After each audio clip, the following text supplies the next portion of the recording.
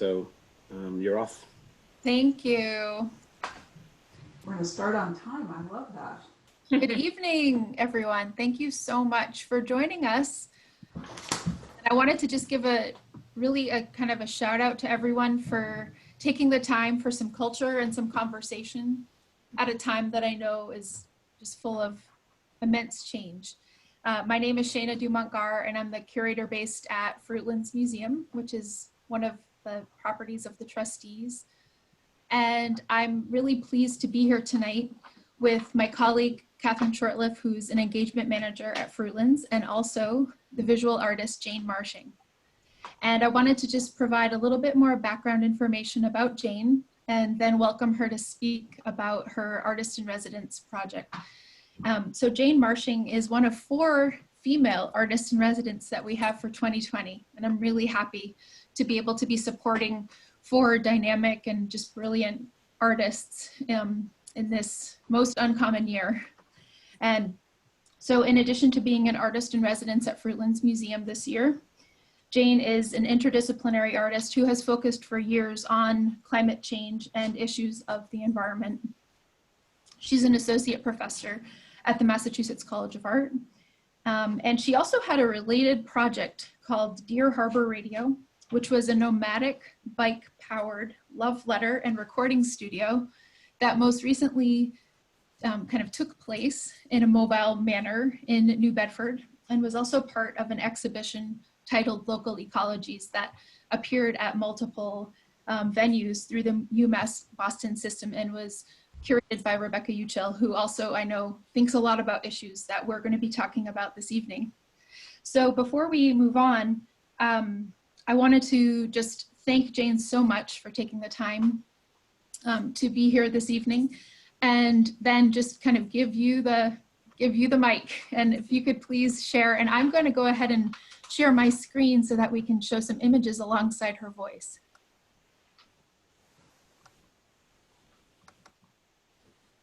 All right. Hi, everybody. This is such an odd, maybe the oddest artist conversation I've ever given in my life. And there have been many, so that's saying something. And there have been some really weird ones, but, and I can't see any of your faces out there. I see that there's 24 people. That's awesome. So we're also Zoom fatigued. I can't believe you all wanted to show up for this. So it's really a lot of pressure. It better be good, Shana. We have a lot of pressure on us. Boy. Okay. So I'm here in my little studio in my house, and so you can see around me some of the things that I've been working on for this project at Fruitlands, which was supposed to open a month ago, or be installed a month ago, and is, well, hopefully will appear sometime this summer. I've been an artist in residence at Fruitlands for some time, and as part of that, I spent time exploring the historic buildings there, which if you haven't been, you should know that they have not only the original farmhouse from Alcott and Lane, Bronson Alcott and Lane, who started the community there in 1843. Shana, I think I'm right? Yeah, she's nodding.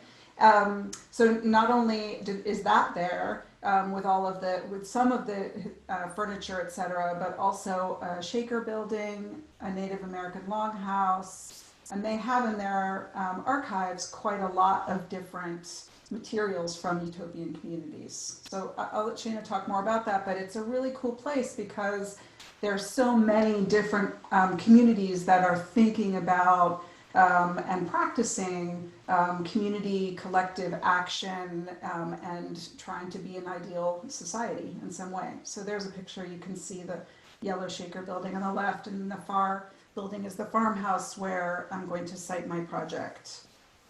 And so I've been interested in Utopia for a long time, and I wanted to make a project that would just really look at how, when, why, in what context do we think about Utopia?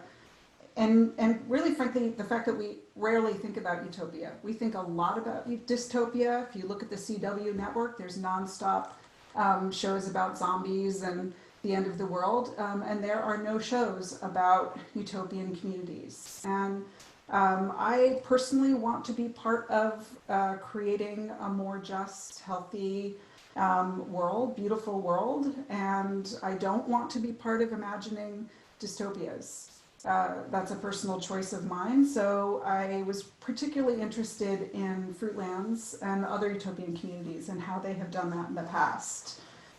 And also, as Shana said, I've done work about climate change for a long time, and I often feel like the crazy person on the street with a sandwich board sort of screaming that the world is ending soon.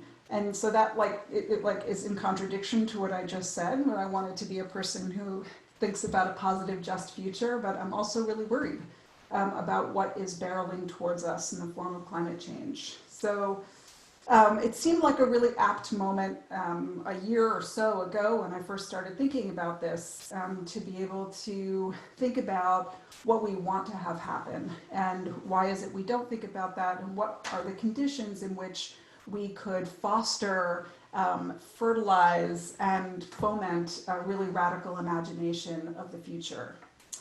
So that's the kind of thought background, and the form of it you're sort of seeing in front of you in these slides, which are just going.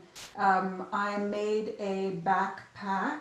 I feel like Vanna White. I made a backpack that I will carry on my back. It's in the form of a ladder. It's 7 feet high and very heavy, so it takes a whole collective of people to carry it. And the backpack is essentially a mobile letterpress studio. So there are these really large letters, these 12-inch letters that I will print to make 3 foot by 10 foot, 10, is that right? 30 foot, 3 foot by 30 foot banners that I'll hang in the trees. So that's why the backpack is in the form of a ladder. And so the backpack carries all the materials that I will need to go out with people into the forest, trails along the river, and find places to practice some kind of meditative prompts to think about how do we get ourselves into the place of imagining the future, and then how do we want to speak about the future? What kinds of phrases might we call out to the world and then print on a banner and hang them in the trees? So some of the other things you're seeing there are, I have a solar oven that so there's basically going to be a little ink making studio that is going to sit kind of on the porch and in front of the farmhouse. It'll be a solar oven that will steep the ink. So as I was wandering around I'll back up for a second and say, when I was wandering around the trails, which is always a huge source of inspiration for me for any project, I was picking up just random little lichen and acorns and bits of bark, and as I often do, and I was thinking about the trees, and were there any trees there that had been there in Alcott and Lane's time? And if so, probably not, and they probably had fallen and sort of were dissolving into the forest floor, and I was picking up parts of those. And so I thought about seeing how I could draw upon the trees' voice in the project. So I'm making ink from the bark of trees. It has a lot of tannins, natural tannins in it, and I'm making ink from those tannins to print the banners from these CNC routed wood letters. I also made a zine, which is connected to another thing that's happening. There's always a million things happening at Fruitlands. So many amazing people there doing great projects. And so I made a zine that is called Speaking of the Future, which is 100 pages of sayings from people from the Transcendentalist time, but also the Quran and Shakers and Thomas More, the original Utopian thinker, and all kinds of people from the last 500 years. And the idea, it also includes some prompts to sort of get you in the headset, mindset, heart set, body set of thinking about the future. And it's intended to be a kind of a guidebook. It's a commonplace book, which is a really old practice that people used to do, collecting sayings around a certain theme or subject. But it's intended to be kind of an inspiring kind of jumping off point. So if you're standing out there in the forest and you've never thought about utopia before, you just never thought about it really, or you're not aware if you've thought about it, then you kind of have this book to use as a jumping off point. So I want to say one other thing, which is that I designed a font, which I've always wanted to do. I have a little typographic obsession. And I designed a font, I based it on Paul Renner's Futura font, which you have all seen in a million places. Even if you're not aware of it, it was a font that was sent up in the Apollo lunar module in 1969. It was designed in 1927 as kind of the font of the future of space and modernism, and with geometric simplicity. And it had this kind of futurist, no pun intended, utopian sentiment to it. As was in vogue at the time, but I kind of modified it to bring in details from the letterpress printing that I was seeing in the archives, and also some domestic architectural structures. So this specially designed font is the font that's used in the printing of the banners with the inks from the trees. It's a complicated project to talk about. I think I got all of it in 10 minutes. Yeah, Jane, it was beautiful. And I think one of the sayings I've been saying to myself a lot lately is, I think it's Mark Twain, but like a lot of memes, I could be misquoting it. So just to warn everyone, when he said, well, I've written a novel because I didn't have enough time to write a story. And so in some senses, I think the many things that happen at Fruitlands, it really is this level of there's just so much there. And we're hoping to kind of synthesize that, but it's truly a process. And so hearing about this evocative project and how these aspects of what is kind of often hidden within books and hidden literally within archives is made visible by Jane in a way that is radically local. How can it be more local than pulling from the, creating ink from the very trees that have been growing there? And so with that in mind, I wanted to just share a little bit of history, and it's not so much about the Transcendentalists, but it's deeply about the 1840s, which is when the Fruitlands took place. It took place in 1843, as Jane mentioned earlier, and it was short-lived. It began in June and it ended by January of 1844, and they were just very cold and hungry. And so it was a utopian experiment, an attempt to literally create a new Eden that ultimately didn't last a long time. But that doesn't mean that it's not something that inspires us deeply to this day. And so I'm going to share with you a few publications, and there is that link to the zines and the power of when visual artists, in addition to whatever other mediums they might use, they also create things that can be distributed, including such as the zine that Jane mentioned near the end of her talk. So this is a pretty large, it's about a 4x3 foot publication. It is Millerite, and it is advertising Christ's return to Earth in 1843, March 24th to be exact. And William Miller was a pastor who read the Old Testament and started making some calculations based on some of the prophecies of Daniel and John. And I truly do not have time to get into it, but I can let you know that a lot of information will be in the exhibition Recruiting for Utopia.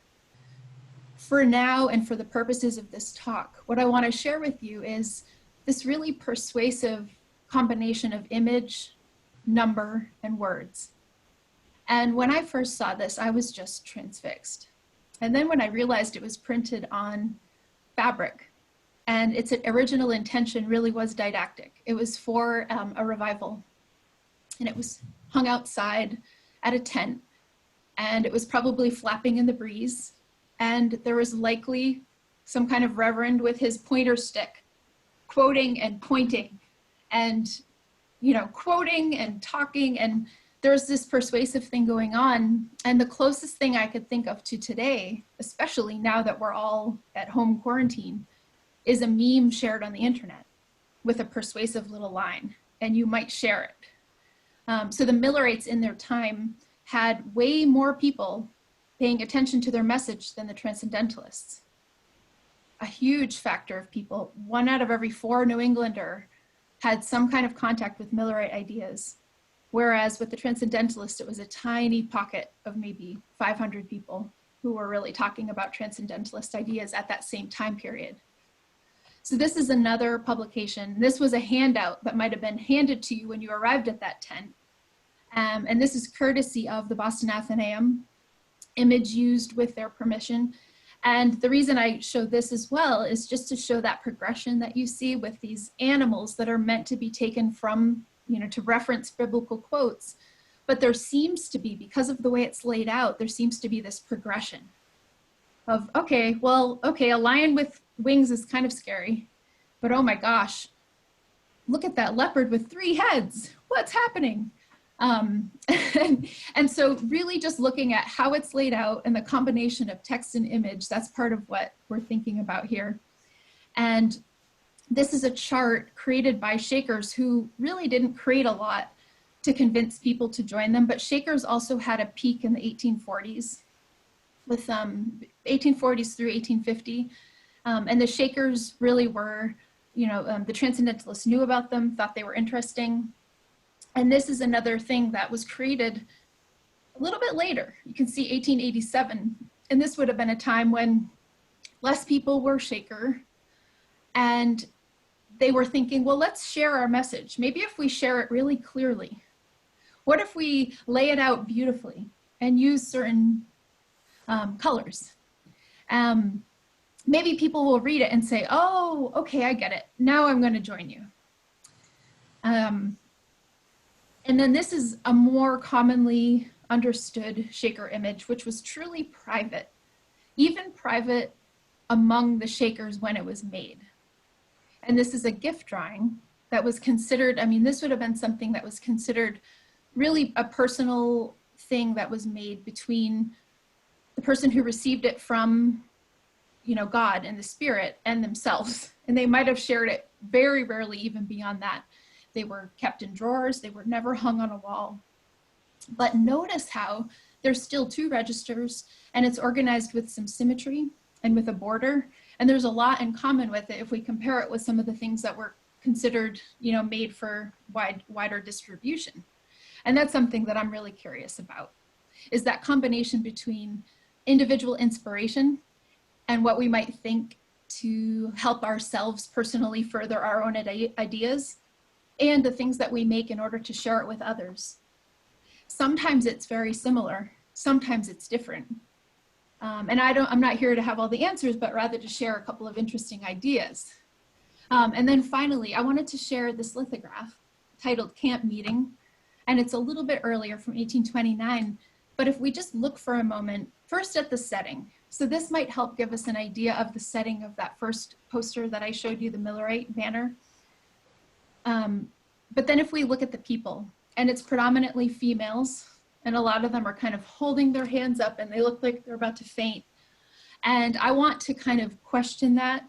And really what I want to kind of conclude my little historical interlude with is this idea of some of these things that happen in history, and in this case in the 1840s, they're often talked about as a one-liner, kind of as a joke, like, haha, they thought the world would end. Isn't that funny? How silly of them. Or the Shakers, huh, they were celibate, period. And then you move on. But what I'm hoping is that when we take a close look at these materials and we look at them together and we start to look at the phenomenon, that we start to think about what were some of the factors that caused people to sincerely feel things that they wanted to share. And so rather than looking at it as hysteria, or a series of accidents, that we start to look at the vulnerability of how these people felt and some of the factors that were in place that made them want to share in the way that they did. And so one of the examples that I wanted to bring up was, there was a New England's darkest day in 1790. In 1790, New England had a very dark day, and it was likely due to different weather conditions and maybe a volcanic eruption from far away. But at noon, farmers had to light a candle.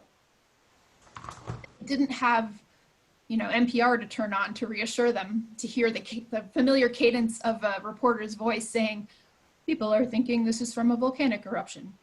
Rather, there was true fear and uneasiness. And that was 63 years later, was 1843.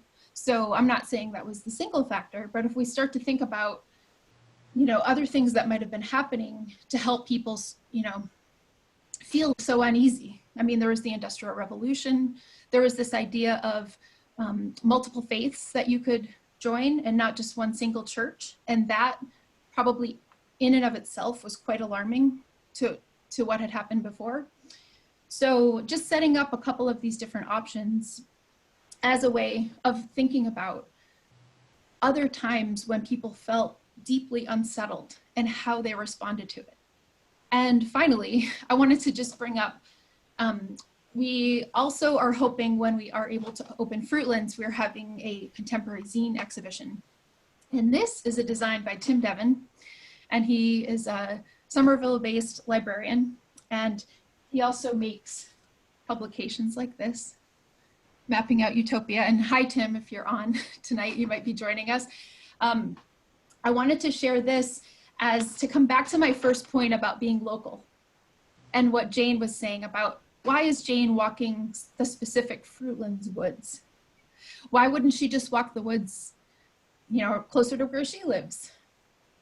There's this idea of coming and looking closely to where you are.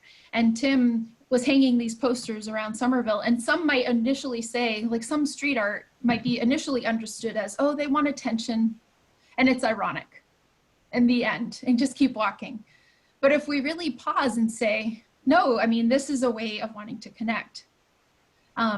And then if we think a little bit more about what Tim is doing in his career, he is a librarian, and his #1 job is to get information to people.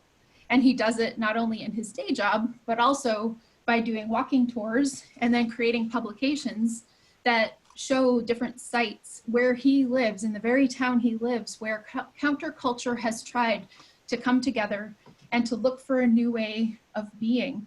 And so to conclude my little presentation, I want to just have us all ask the question, what do we mean by radical? What do we mean by kind of counterculture? Because it's not always something that's just done to kind of alarm and upset people. Often it's just finding this way of noticing what we have and then connecting with other people to kind of think in a new way of how we can build something from that.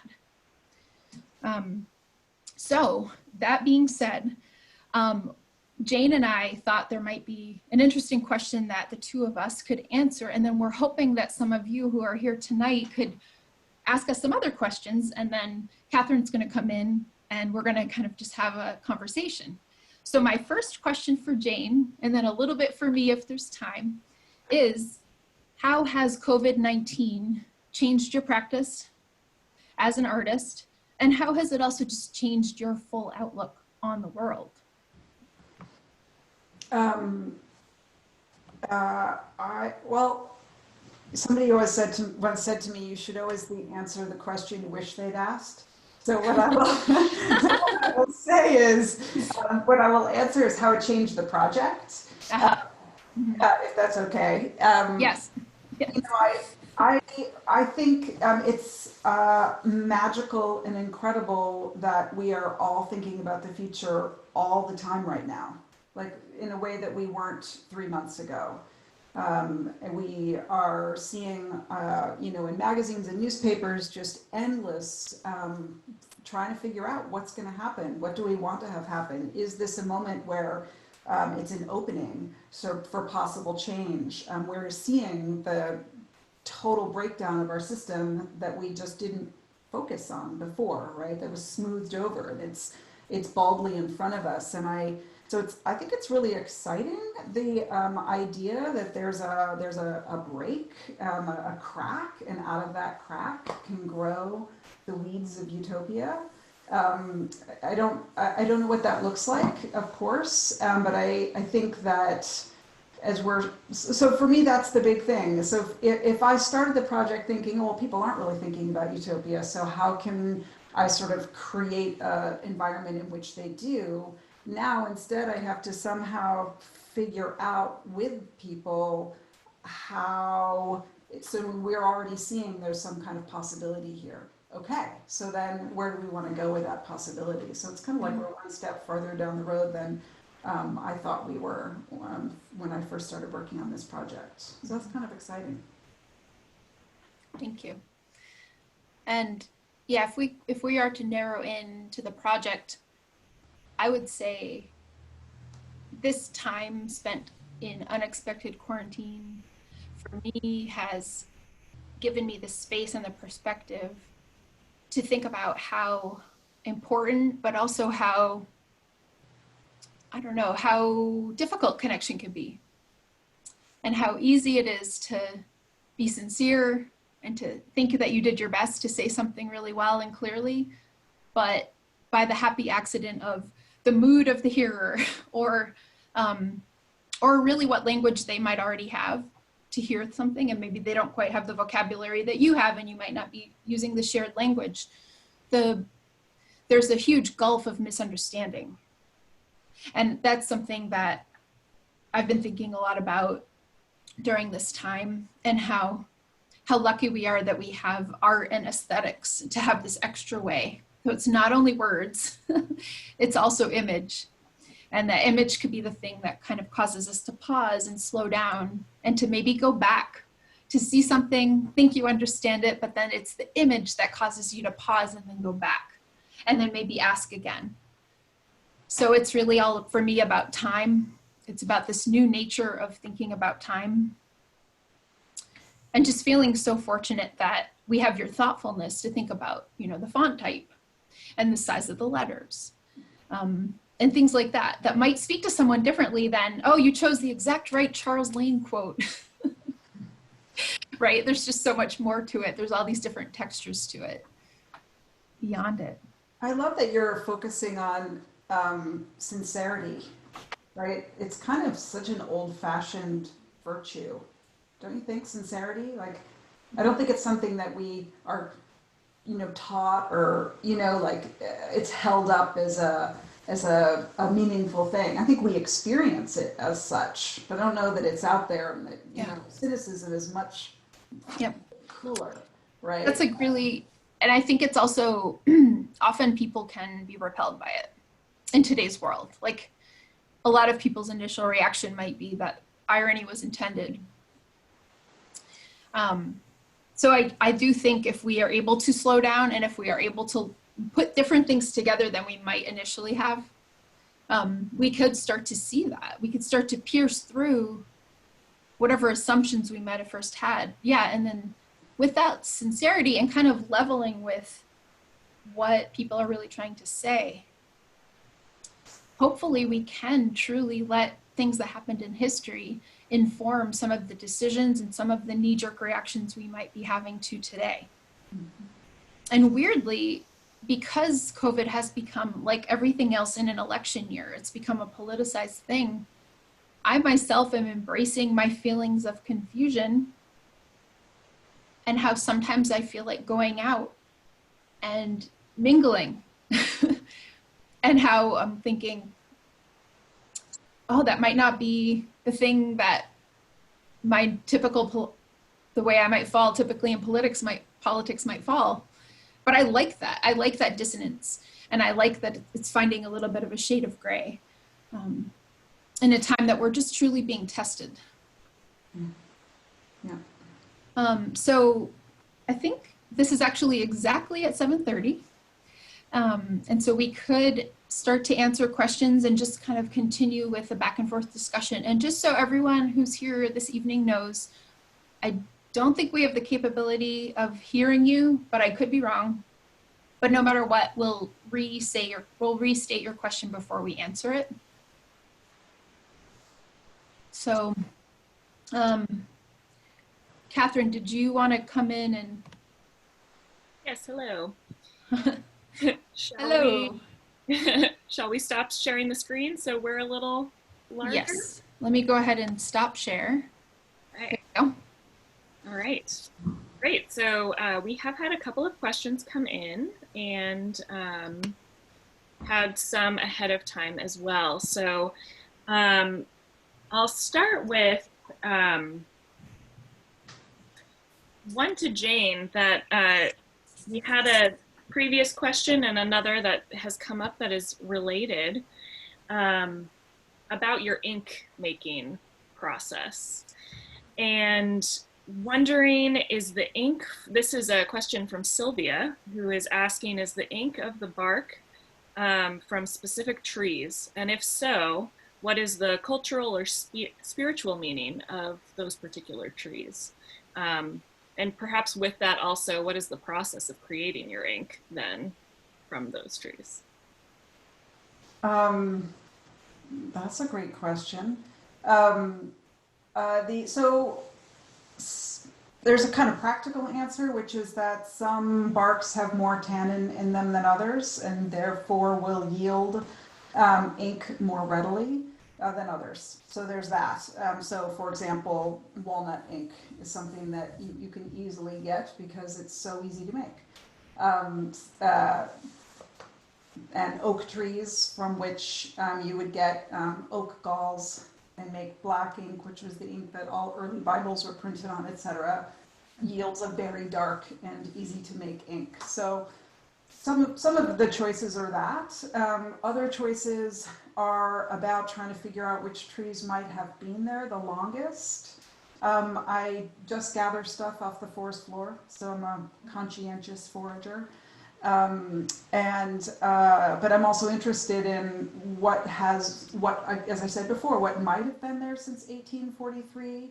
And the forest has changed a lot in that time. And so I've been doing some research into the history of Oxbow, of that kind of little area there along the river. And certainly another tree that I'm interested in is hemlocks, which also yield a very nice brownish, reddish tinted brown ink, and hemlocks are a particularly interesting tree in the history of American industry, and also they have disappeared. It used to be there was just a huge hemlock forest all along the East Coast, and it was weakened by tearing them all down. Or cutting them all down and using them for tanning leather because of all the tannins in the bark, which make the ink. And that weakening then made them susceptible to the woolly adelgids, so now they're just ghost stands everywhere of this tree. So when you find it, it has this really kind of, it's a sad tree. It has a really elegiac kind of quality, the ink. So I think that the interest that I have in the trees is their longevity, and then also perhaps particular stories of what they have gone through in this past 150 years and how they are used by industry and by humans.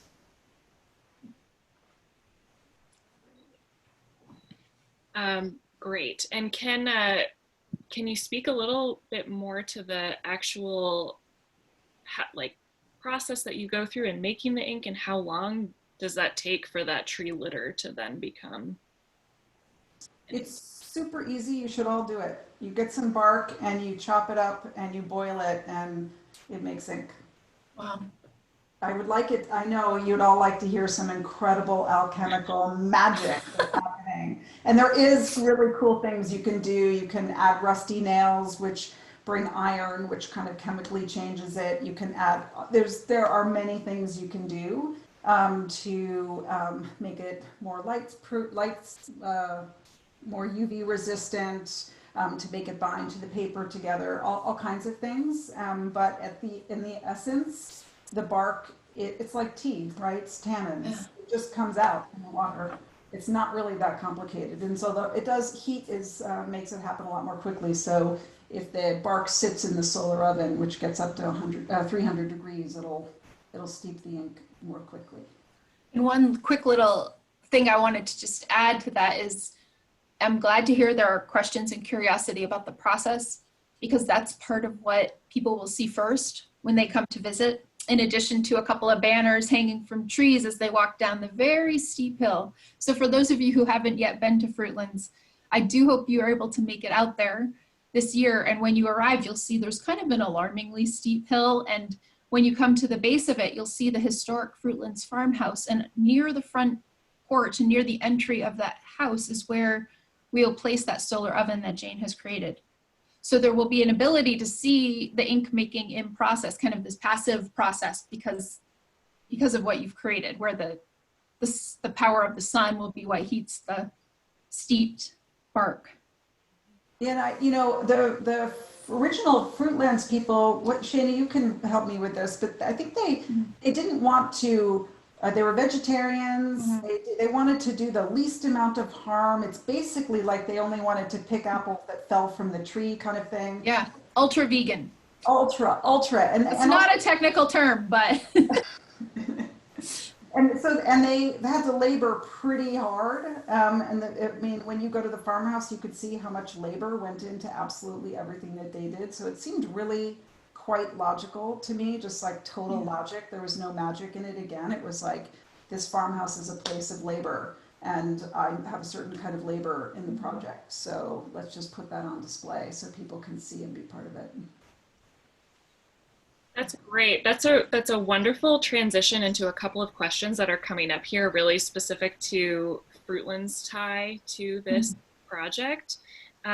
So one of these questions is from Matt, and he's wondering, was there something about the Fruitland's Utopian experiment that strikes you as successful or a thing to learn from? Do you want to tackle that one first, Shana? Sure, and I'm going to keep it as short as I can, because I know myself. The best thing I can say to you about what has been successful about the Fruitlands project, it's something that resonates with also the Black Mountain College, which School of Art from North Carolina, that also did not last an incredibly long time. They lasted way longer than Fruitlands, but it's this phrase, leap before you look. And that was the title, and I have to credit the curators at the ICA for that. But this idea that they were so boldly trying to make change in their own time. And Bronson Alcott and Charles Lane both had this mystical library. And they just felt so powerfully about the potential of those books that if people came to this beautiful woodlands area that was separate from, the usual rigors of society, and if they all together read these books and had a similar intention, that would cause enough of a shift. And they were so interested in that they didn't get into the politics and the economics. And it actually does speak to a time like this in a way where we're able to separate and step back. And those of us who are very fortunate were able to take some time and read some books that I've finished, probably 3 books that I had started years ago. So I think I'll pause it there to just say this idea of being so eager and believing so much in the power of sharing a book you read that was meaningful to you with someone else and hoping that when they read it, it's going to build enough of a momentum that you have this shared vocabulary and shared understanding that your world building can thus continue. And the fact that it failed, I think, is kind of beside the point, because we all know we've shared a book and we know that it's changed that person. I think anyone who's taken the time to follow the Zoom link tonight can agree with me that you've done that. So Jana, if you have anything to add. Yeah, I think it's funny that these people in the 19th century didn't seem to need to have any skills to do what they wanted to do. They just needed to want to do it. Like the Arctic explorers were usually like the wan, pale, sickly people. They weren't like buff adventurers. So I don't really know what in the 19th century caused that, but they were totally unsuited to what they were trying to do, because farming is hard work. But it persisted because they wrote about it so beautifully, and they wrote endlessly. It's sort of the same thing with Walden, right? Walden lasted, 2 years, 2 months or something, two days or something, but we know of it because he wrote and wrote and wrote and wrote and wrote, and that's what persisted. And so their imagination about their utopia was much more magnificent and beautiful and full of potential as a blueprint than the actual experience. I like the way you put that. as a blueprint. A follow-up from a connection with their words and how you feel that impact. We have a question from Gina that says, this is to Jane, there are a lot of really rich ideas about the future utopia, etc. in your project. I'm wondering how spending so much time at the site in an embodied way has changed your relationship to these ideas about the future. That is a complicated, I sort of don't really want to answer. I feel like that I could answer that question better after I get back there and make the project, but that's sort of a cheating answer. It's like I spend quite a bit of time wandering the trails and just dreaming, basically. Just dreaming, taking a lot of pictures and foraging, gathering whatever stuff and dreaming. And I think that I make always really site responsive work, and it's like the spirit of the place always is a thing that I'm sort of absorbing and sort of trying to transmute somehow. That's a very foofy response that's very vague. But I wanted to really feel like, what was it like to, when they got there and they saw this old farmhouse, what was it like for them? How did they imagine this space? What did they envision that it might become, that they would call it Fruitlands? And so in a similar kind of way, I was trying to figure out what I want to do with the project, because I want to think more about utopia, right? I want to practice utopia. And so did they, presumably, right? That's why they were there. So I think I'm very poorly answering that question, Gina. So can you check back in with me in 6 months when I have made some banners in the forest? What you've just said also brings us back to one of our questions that we had prior to today's live program. But how would you characterize the difference between studying utopia versus practicing? You mentioned you seek to practice utopia. It's such a great question. Was that your question, Shana? Yeah. How do you, Yes, charge. sorry, I totally outed you there. No, it's okay. How do you think about the difference?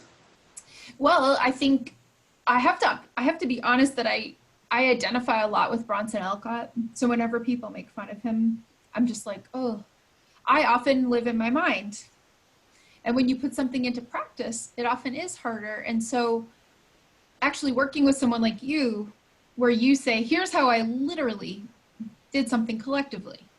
Here's how I went and talked to a person, and then together we made a thing. That's a great challenge to me. And I guess I do that as a curator, where I say, hi, you're an artist whose work I think fits well. Let's make something. And the difference between having an idea and reading a book that's highly enjoyable and giving you new ideas, and then putting it into action. And so to think about utopia, I think, has a lot to do with research and to expanding your consciousness, and even to talking to people and having conversations. When you come to living it, I think a little bit of it might be happening right now in our world, like during this pandemic, where we all see, what are you truly doing? How have you handled this immense shift where there are people who are deeply in need?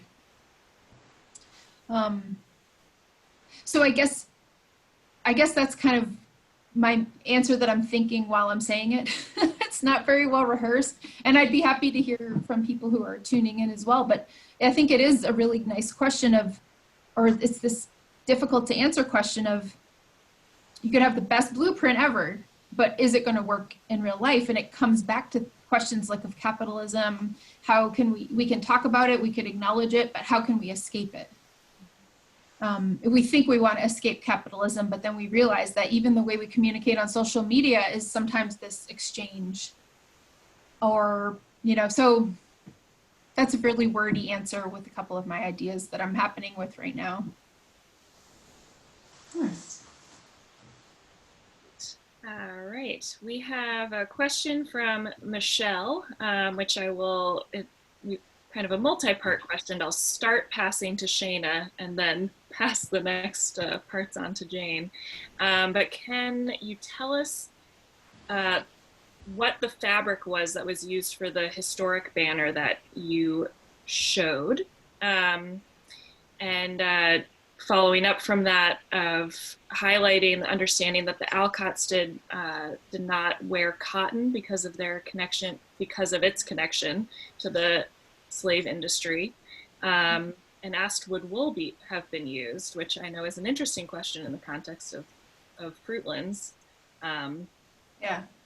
Yes, I believe it's linen, and I don't have my materials in front of me, and I'm not a textile person. So I'm pretty sure the answer is linen. And I will say that it is, I mean, clearly you know kind of enough about that history to know that cotton at the time was a political thing, and it was associated with plantation labor. So if you were a socially conscious person in the mid 1800s, you could have opted for silk, and you could have opted for linen. And that was something that activists indeed did. There was a silk mill around Amherst or in Florence, Mass in the mid 1800s. They were consciously spinning silk so that people could have an option to cotton, and so that they were not supporting slave labor. What was the second part of the question? She was asking about would wool have been used? Oh yeah, and the wool. By Fruitlands, preferably no. They also preferred not to use honey. They didn't want to use animals for anything. They really didn't. They wanted them to kind of all coexist in parallel. So, I mean, that wasn't as widely politicized, but for the Fruitlands set specifically, they would have preferred to not use wool. And that is partly why I said they were so cold in January. And coldness was a literal, and as people who come and work and commute to Fruitlands, it is quite windy, isn't it, Catherine? Oh, it is. In January, you can only imagine. They didn't have insulation. And they were trying so much to live in this very rigorous way, but they were really more book smart. And they were also, I mean, I said I empathize with Bronson Alcott, but he also was kind of letting his wife and his children do most of the labor while he went on a lecture tour. So I don't fully empathize with him, and I don't fully let him off the hook for decisions he made that weren't fully well thought out. And it is a little bit more complicated. But another little thing I'm going to just add is that the Millerites were also, they were behind and they supported abolitionist causes. So the Millerites, it's not a very simple parallel of, oh, let's just go back in time or forward in time, and then there's this divide between people who might read the Bible and take a literal stance on something they read from today to then. They very much did believe in kind of liberty literally for everyone. And so that's kind of a neat thing that we, you know, I could get into a little more, but just to kind of mention that the choice of fabric might have also been thought of, but I don't know that. I have not researched that down to the actual choice, but I do know that they were in line with abolitionist causes. So to bring that to a contemporary conversation, Jane, what materials have you used to print your banners? And have you considered the historical significance of the material? I would love to have been able to grow my own flax and spin it and weave it. I'm not kidding. I mean, I really would have loved to have done that, but I guess I'm not willing to work that hard, or could have had a failed project just like Fruitlands. But I am using Tyvek. So I went in the exact opposite direction. I was interested in the design of the font and the design of the backpack and kind of building structures, labor, and just super basic materials. So Tyvek, I would have repurposed it, but I ended up not being able to repurpose it given the situation that we're in. So unfortunately, it's brand new Tyvek, which typically I wouldn't use in a project. But so be it. So it's Tyvek.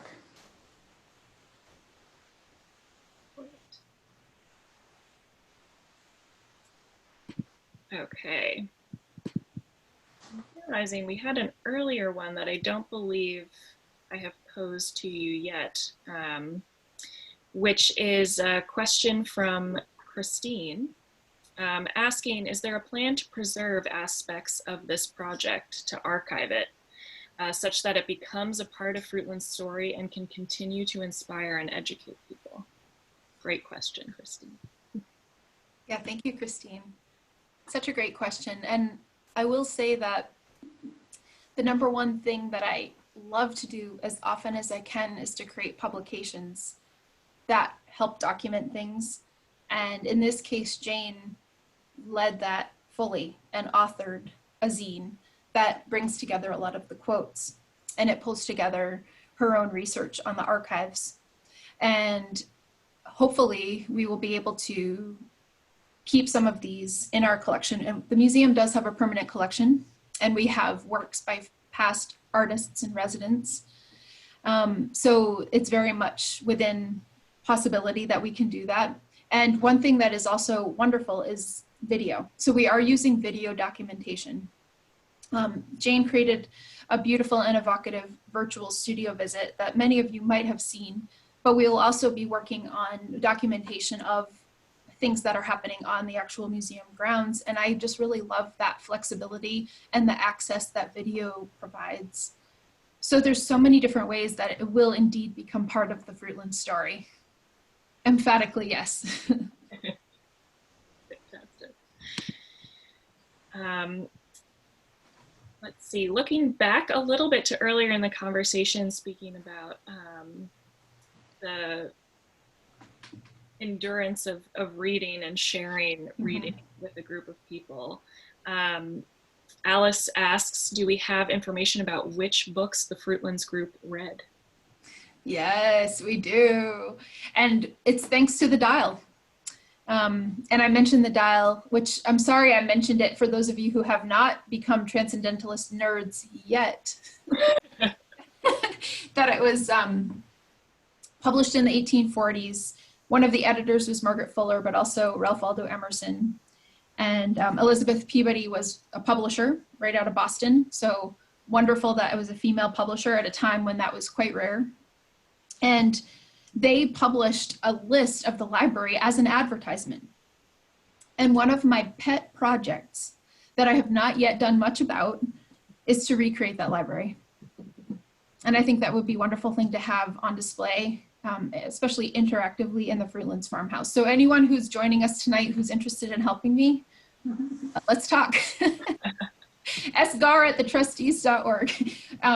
You know, there's a lot of different projects that can happen in parallel, but that power of books and the idea of it as a seed, you know, if we're talking about ecology and nature, and then we're talking about ideas and how humans bring ideas into reality and into fruition, I think books is just a perfect way of kind of a place marker for that. And not only a metaphor, but also an actual tool. So yeah, a lot of potential there.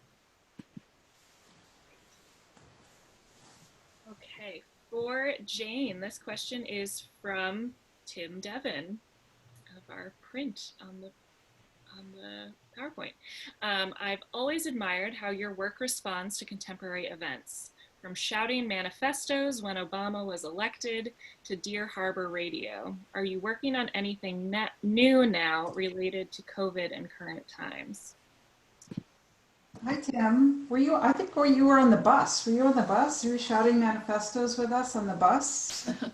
I can't remember. I had a little teeny tiny baby. It was like 3 months old. What we're referring to is Andy Sutton and I and Catherine all were in a group called Platform 2, and we worked with somebody who had a school bus that ran on biodiesel. And on the inauguration day, we invited, I think there were 30 people crammed onto this bus in January, and everybody brought a manifesto that they had either written or they were inspired by. And we had these speakers that went out the window, and it was a lot of yelling and super, it's hard to imagine now, right? So super celebrating time. So I feel like maybe Tim was on the bus. Anyway, I had a little teeny baby, so I can't remember much about it.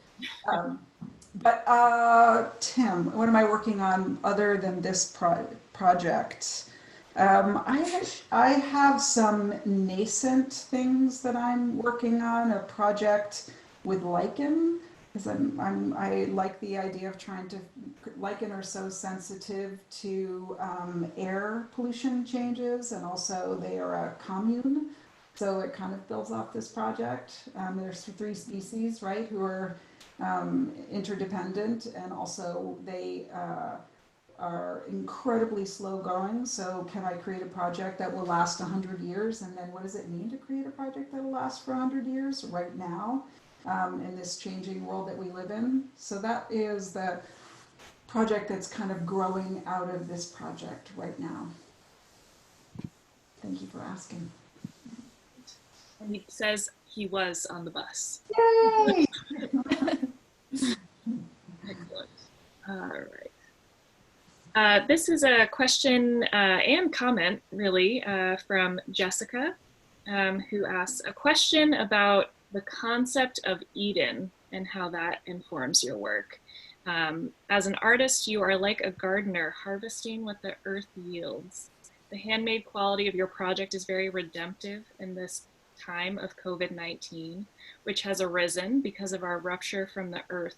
And your project reunites us, earth and artist. I love that description. But so to the concept of Eden. Oh, Jessica, I want you to write my artist statement for me, okay? We'll talk later. I know which Jessica this is, I think. It's fun to have to guess who these people are. Eden, the Fruitlands people, their whole thing was about returning to an Eden-like state. That was really foregrounded in their philosophy and how they wrote. And frankly, it's not a term that has ever, before this project, it's not a term that I really thought about.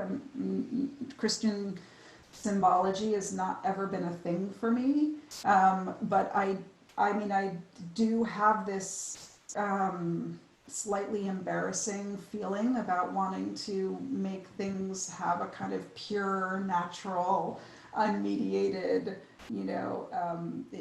clearly impossible kind of rewilding, right? That we could get to. And of course, it's so much more complicated than that. That's why I feel embarrassed to even talk about it. But I think it's part of the sincerity of my work, the earnestness of my work, that I would like. I think of the work as empathetic, maybe more than I think of it as Eden-like. So I would like people to, in almost all the projects that I do, I try to have people put themselves in the place of another being, whether it's the sky or a tree or another animal or whatever, that they can see through the eyes of that, or hear through the ears of that being or that place, and that in that way we might be less isolated individuals, sort of forging our lonely and destructive paths. That sounded very ponderous. But I think that Alcott would have liked that phrase. It sounded very Alcott. I agree. So we are just almost at time here. I thought we could maybe end on one last question, which is, are there any favorite quotes that you would like to share? Why, yes, Catherine, there are. I bookmarked a few, and they're all incredibly short. So I will, and they're from just a variety of different people, which just kind of maybe give you a little bit of the flavor of the different voices in the project. So the first one is super simple, but so it could have been written in this moment. It's Bronson Alcott, and he was an impossible person to pick a quote from, because like Shana, he likes 1,000 words where you could use 10. And also Shana, like me, true fact.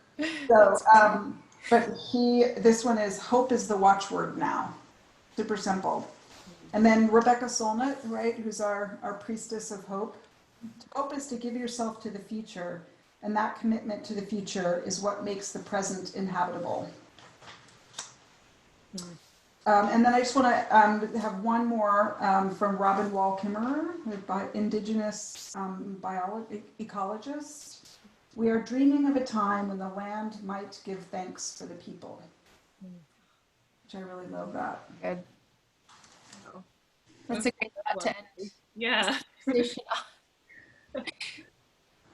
Well, Thank you so much, Catherine. thank you. Thank you, both, Catherine. Shana and Jane, and thank you to everyone who attended today, and a special thanks to everyone who was able to donate with their registration. We really appreciate your support. If you are interested in learning more about membership or other donation opportunities, I'm including a link in our chat box here to the Trustees website, just thetrustees.org/join us will get you to more information. And we also have lots of other great at-home virtual content available both through the Trustees as a whole and on the Fruitlands website. Fruitlands.org/at-home is a fun place to do a little virtual exploring. So thank you all attendees, and thank you again, Shana and Jane. Thank you. Thanks for coming to the first curatorial virtual program presented by Fruitlands Museum. Woohoo! Thank you, Jane, and thank you, Catherine. Thank you, everybody. Have a great night. Be well.